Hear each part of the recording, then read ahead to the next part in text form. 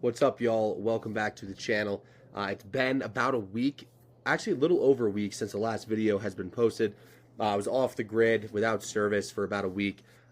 So I'm looking forward to get back into the free plays and the in-depth breakdowns, along with the free pick live streams, the free pick announcements, and just get back to the normal routine of sending you guys picks every single day.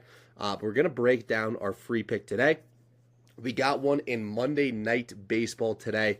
It is the San Francisco Giants at +1.5. There's a few specific angles of attack that I like in this matchup, specifically between the Dodgers and the Giants. And I'm going to get into that and why I like it. We've been betting on the Giants a lot as a road underdog team. They're one of the better underdog teams. They've won about 46.5% of their games as an underdog, and they have covered the run line and close to 52% of their games as an underdog. That ROI is somewhere between 6 to 7% over the course of a season. That is a very, very high ROI. So just a traditional historical trend with an ROI system that backs up leaning towards the Giants tonight against the Dodgers. They are away, and we are taking the +1.5 at about that -165 line. We sent it out. Yesterday at it was 1 a.m. ish.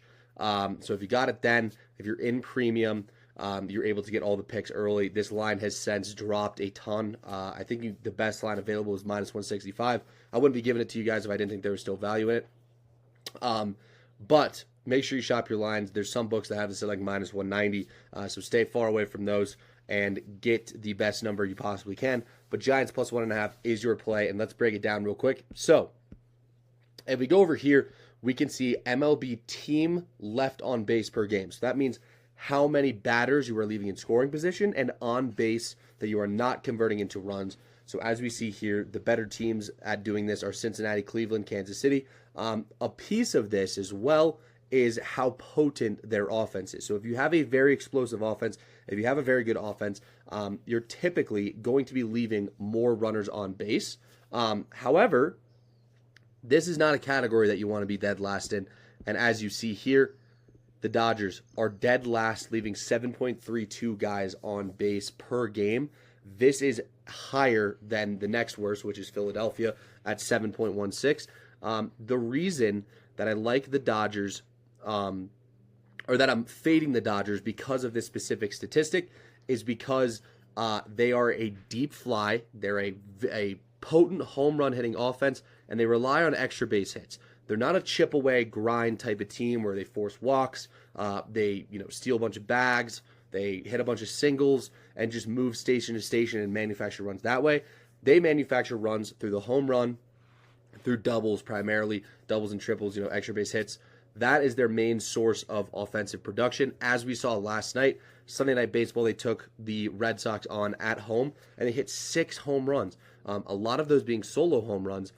But when you're leaving 7.32 guys on base, that means your home run production is resulting in either 1 to 2 runs when you are hitting them, because you're leaving guys on base at the end of innings, and you're not able to convert those into runs. Now, we just talked about the home runs, and the Giants are actually 6th, and they only give up just slightly over 1 home run per game.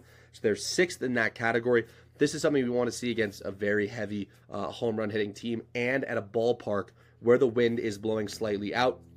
There is an increase percentage in about 9% in home runs today, just because that wind is blowing out towards left and towards center field today. So seeing this is, the whole Giants pitching staff. This isn't just the starter who is Blake Snell today. This is also their relievers and their closer in Camilo Duvall, who are only allowing 1 home run per game. So this is something that we like to see, especially this Dodgers team is coming off a Sunday Night Baseball win where they hit 6 home runs. That is another angle that I absolutely love to attack. I've been doing it for about 3 seasons. Obviously, depends on the spot, but the long-term ROI there is about 9%, and the system is simply fading the team that won on Sunday Night Baseball if they play again on Monday. The reason for this is because Sunday Night Baseball is typically the most watched game of the week. It has the most fans that are able to watch the game, that are able to tune in. So Sunday Night Baseball essentially is the most popular game of the week. And when the public, or when the majority of people see the Dodgers put on a show like they did last night, they seem to flock and bet them again on Monday without diving into the numbers and without diving into the specific angles or whatnot. So we can see that here with the betting splits. So I've talked about betting splits and why they're not as valuable as people seem to make them out to be. But this is a good angle of attack. I don't know why that's all highlighted here. But at the bottom here, if you can see that, it shows the San Francisco Giants and the LA Dodgers. And this is the amount of money that is on the Dodgers. Now, reverse line movement is a term you should use carefully because, once again, these are DraftKings splits. And the majority of DraftKings clientele are not professional or sharp sports bettors. However, there is almost 3/4 of the money being wagered on the Dodgers. And this line opened at about that minus 145 price tag and has since dropped to minus 140. Same here with the run line. The majority of people are on the Dodgers to cover that run line. And I can guarantee you a lot of these people are just backing them because of their Sunday night baseball performance and that win that they accumulated there. But as we can see here, if we move over towards this page and down here, let me scroll to it. Where's it here? Yeah, so the Dodgers rank third in the MLB in home runs. We know that they're a power hitting team, but they also, their slugging percentage, they rank second in .439, meaning they're relying on these doubles and on these extra base hits. And, they're not manufacturing a ton of walks. They're not striking out a bunch. They're putting the ball in play and finding the gaps. But who limits that very, very well is Blake Snell, the starter for the San Francisco Giants. As you can see here, his expected ERA is 3.58. His expected batting average is .219. That counters the .248 batting average that we're currently seeing for the Dodgers. The Dodgers' strength of schedule is also much, much worse than the Giants. The Giants rank 9th in strength of schedule, and the Dodgers are closer to that bottom third percentile as well. What I really like here about Blake Snell is his whiff percentage and his K percentage. Now, the Dodgers aren't a huge swing and miss team. They have pretty good plate discipline. They're not making contact with a bunch of pitches outside of the zone, but this whiff percentage from Blake Snell is what he relies on. So he's going to be looking to get the Dodgers hitters out in front to force a bunch of ground balls and to limit the big flies.